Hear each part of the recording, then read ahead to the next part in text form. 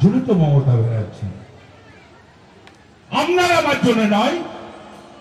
যখন nomination file হবে মহিলার সামনের সারিতে থাকবে, 2000-2500 করে প্রত্যেক দিন মহিলা থাকবেন। কারণ লাল চোখকে ধার ধারবেন না, এগিয়ে যাবেন। আমি আছি, মমতা ব্যানার্জি আছে, ভয় পাবেন না। আপনি তো কাজ করবেন। আর বিরোধীরা বড় বড় কথা বলবে। আমি জানি না আউসগ্রামের বুকে এখনো কোনো দল আছে কিনা, থাকা উচিত নয়। 34 বছর মানুষের উপকার করে না, কিছু ধান্দাবাজ থাকবে, রোজগার করার জন্য থাকবে, লুটেপুটে খাওয়ার জন্য থাকবে। মানব না, আগেও মানি না, এখনো মানব না। ভয় দেখালে ভয় পাবেন না, আমরা ভয় পাই না। আপনারা ভয় পাবেন না, রুখে দাঁড়াবেন। সামনে উন্নয়ন থেকে ঠাড়ো করবেন, সুর করে পালিয়ে যাবে। আপনারা মা মহামায়া, অসুরকে তাড়িয়েছিল মা দুর্গা, তেমনি আপনারাও পারেন সবকিছু করতে। আপনাদের প্রতি মানুষের ভরসা আছে, আপনারা বেঈমান নন।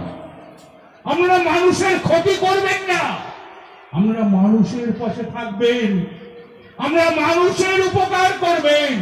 সংসারে যেমন উপকার করেন, সংসারটা যেমন তিলে তিলে ধরে থাকে, তেমনি পরিবারটাকে ধরে রাখবেন, এই পঞ্চায়েতটাকে ধরে রাখবেন।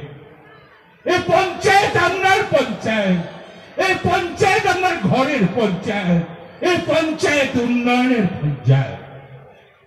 আমি একটা কথা বলে শেষ করব, যদি ভুল বলি আমাকে ক্ষমা করবে। আমি প্রত্যেকটি অঞ্চল প্রেসিডেন্টকে বলবো, প্রত্যেকটি প্রধানকে বলবো, প্রত্যেকটি মেম্বারকে বলবো, দুটো ফ্যামিলি শেষ হয়ে যাচ্ছে। এক সংখ্যালঘু মধ্যবিত্তি আর এক হিন্দু মধ্যবিত্তি। তারা চাইতে পারে না, তাদের অনেক অভাব। তারা বলতে পারে না, তাদের অনেক অভাব। তাদের পাশে দাঁড়ান, আল্লাহ ঈশ্বর আপনাকে দোয়া করবে, আশীর্বাদ করবে, মানুষ আপনার পাশে থাকবে। ভয় পাবেন না। আবার বলছি, আমি আছি, কেউ চোখ রাখেন, শুনবেন না।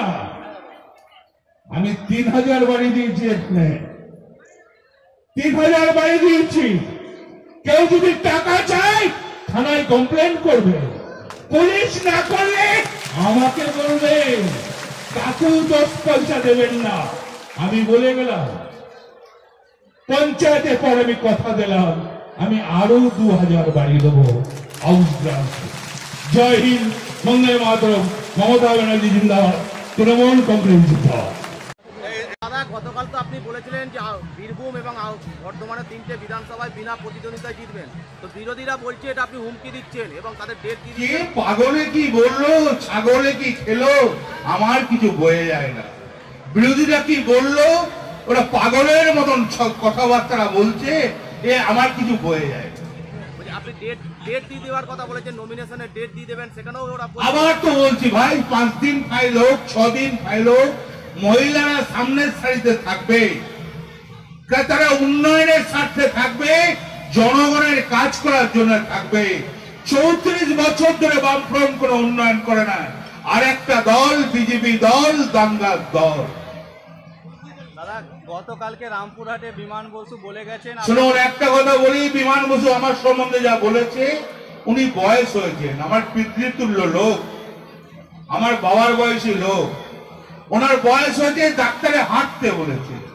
কলকাতায় যানজট, অনেক লোকজন থাকে, সে বীরভূমের মাটিতে রামপুরহাটে হাঁটতে, সামনে তারাপীঠ মন্দির, ওনার সুগার যাতে বেড়ে না যায়, হাঁটতে বলে, তার জন্য উনি হাঁটতে এসেছিলেন। আপনাকে তো তীর্থ করতে যেতে বলছে। দেখুন, আমাকে আবার কথা বলে, আমার বয়স অনেক অল্প, ওনার বয়স অনেক বেশি। হ্যাঁ, আমার যখন আমি তীর্থস্থান তো যাই, আমি তারাপীঠ যাই, আমি আমি আমি আমি বহু জায়গা যাই, পাদচাপি যাই, দাদা বাবার কাছে যাই, আমি বিশ্বনাথ যাই, আমি জগন্নাথ যাই, কিন্তু আমাকে তো হাঁটতে ডাক্তার বলে নাই, ওনাকে হাঁটতে বলেছে। দাদা পঞ্চায়েত নির্বাচনে কি আশা করছেন? আমার 167 হচ্ছে তোমার বীরভূম জেলা, এখানে হচ্ছে আমার 14 আর মঙ্গলকোট হচ্ছে 18 আর 9 18। আমি বিনা প্রতিদ্বন্দ্বী জিতবো উন্নয়নের স্বার্থে।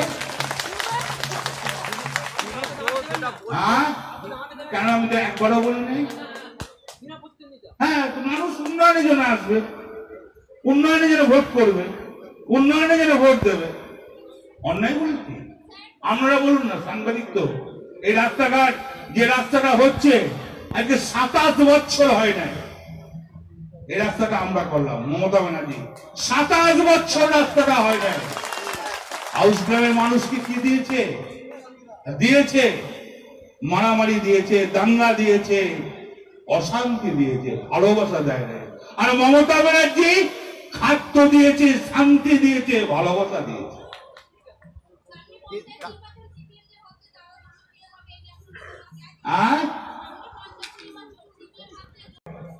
আইন আইনের পথে চলবে, কাজ কাজের পথে চলবে। দাদা বিজেপি রাজ্য সভাপতি দিলীপ ঘোষ বলেছেন হিংসা হলে শ্মশান পর্যন্ত যাব। পাগল একবারে, লোক নাই জোর নাই, কি করে কথা বলে রে ভাই, পাগলের মতন কথাবার্তা হবে। যখন মস্তিষ্ক খারাপ হয় তখন ডাক্তারে বলে ব্রেনের রেস্টের দরকার হয়। মস্তিষ্ক খারাপ হলে উল্টো পাল্টা বকে। দিলীপ ঘোষ কি পাগল? পশ্চিমবাংলার মমতা ব্যানার্জি দল ছাড়া সবই পাগলে পরিণত হয়েছে। গতকালকে অভিযোগ করছে, গতকালকে আপনারা নাকি পয়সা দিয়ে বানর সেনা নামাবেন রামনবমীতে। এই ধরনের একটা অভিযোগ আছে, কি বলবেন? রামনবমী কারো ব্যক্তিগত সম্পত্তি নেই। আমার বাবার যখন জন্ম হয় নাই তখন রামনবমী, আমার দাদুর যখন জন্ম হয় নাই তখন রামনবমী। রামনবমী কারণে শিখতে হবে নাকি?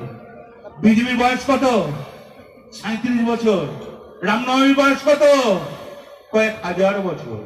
বোকা পাগল করে।